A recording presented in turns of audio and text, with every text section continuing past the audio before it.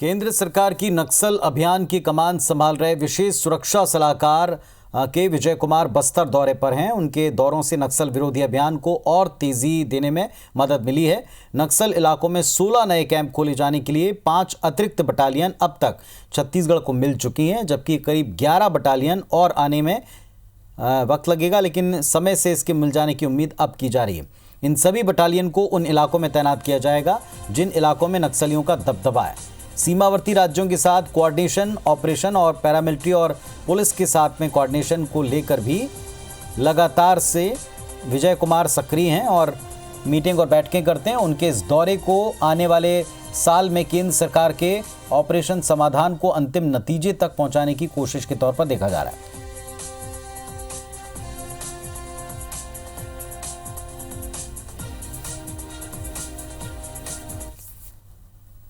और हमारे सहयोगी नरेश मिश्रा इस वक्त हमारे साथ में जुड़ रहे हैं। सीधे नरेश का रुख करते हैं। नरेश, विजय कुमार जब कभी भी आते हैं तो एक उम्मीद, एक आस दिखाई पड़ती है, लेकिन एक अगली तैयारी, अगली रणनीति के तौर पर भी इसे देखा जाता है।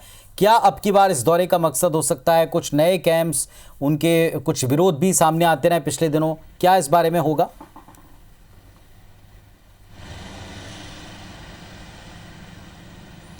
देखिए, पिछले 3 महीनों से उनका लगातार दौरा हुआ है और ख़ास तौर पर उन्होंने रायपुर में ज़्यादा समय दिया है और इससे ये समझा जा सकता है कि नए साल के साथ एक नई स्ट्रेटजी की तैयारी पुलिस कर रही है नक्सल इलाकों में। और जैसा कि आपको मालूम है कि केंद्र सरकार ने ऑपरेशन समाधान के तहत नक्सल प्रभावित जितने 11 राज्य हैं उनके 90 जिलों में विशेष तौर पे एक पायलट प्रोजेक्ट की तरह अभियान चलाने की रणनीति तैयार की है और इसी सिलसिले में उनका ये दौरा महत्वपूर्ण है। और क्योंकि पूरे देश में लगभग जो दंडकारण्य का जो जोन है इसे नक्सलियों की राजधानी माना जाता है, तो उनका ये दौरा इस मायने में महत्वपूर्ण है कि नए साल के साथ नए कैंप, नई रणनीति, नई तैयारियां पुलिस के इस इलाके में दिखाई देंगी।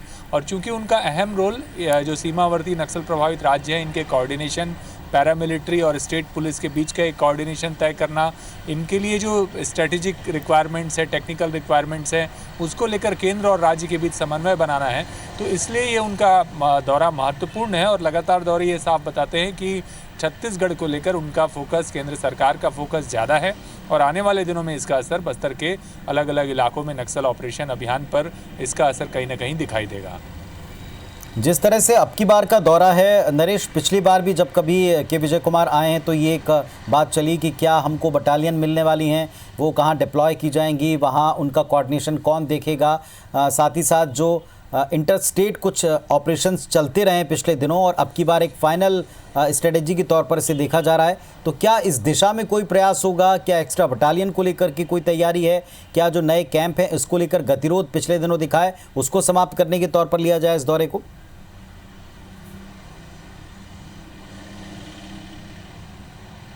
बिल्कुल, आपने सही कहा कि क्योंकि नई बटालियन और ज़्यादा तादाद में बटालियन छत्तीसगढ़ सरकार पहले से ही मांग रही है, क्योंकि कश्मीर में 370 हटने के बाद से कुछ बटालियन यहाँ से भेजी गई थी और कुछ उम्मीद की जा रही है कि 11 बटालियन डिमांड की गई हैं, जिनमें से 7 के करीब मिलने की स्थिति साफ है। 5 बटालियन जल्द ही तैनात भी हो जाएंगी।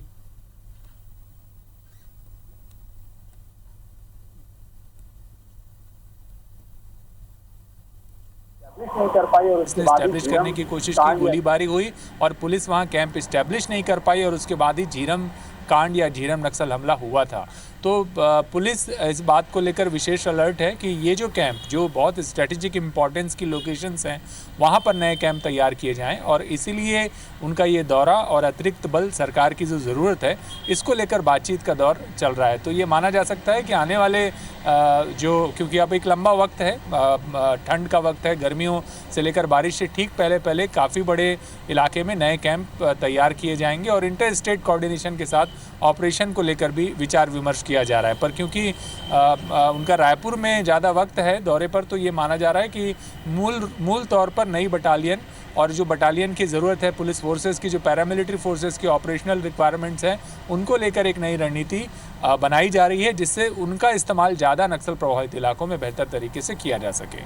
नरेश, एक और अहम सवाल है। पिछले दिनों गृह मंत्री हमारे कार्यक्रम में आए थे, उनसे भी सवाल पूछा था कि जो नए कैंप हैं जिनसे आप विश्वास बढ़ाना चाहते हैं, जिनसे आप पैठ बढ़ाना चाहते हैं, इन कैंप्स को लेकर लगातार स्थानीय स्तर के ऊपर कुछ कन्फ्यूजन की स्थिति रही जिसमें लोगों ने विरोध किया है।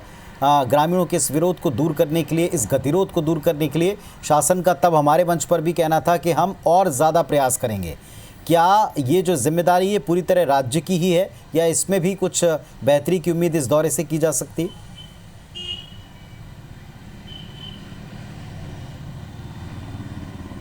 नहीं, देखिए, ये तो जगह उपलब्ध कराना राज्य सरकार की जिम्मेदारी है जब कैंप इन इलाकों में तैनात किए जाते हैं। और ये तो नक्सल इलाके की सबसे बड़ी चुनौती रही है, विश्वास। और जब पहले आप देखें कि ये शिकायतें आती थी कि यदि गांव में कैंप इस्टेब्लिश कर दिया जाए, जबकि उस गांव की सुरक्षा के लिए वो कैंप होता था, तो वहाँ पर सेक्सुअल हरेसमेंट या ज़्यादा बड़ी तादाद में जवानों के रहने से ग्रामीणों के आम जनजीवन पे असर पड़ता था। यही वजह है कि विरोध जो हो रहा है अलग अलग इलाकों में, या चाहे नक्सल बैकअप मिल रहा हो इस विरोध को, तो उसके पीछे की वजह ये बताई जा रही है कि जो ग्राम जीवन है वो प्रभावित होगा।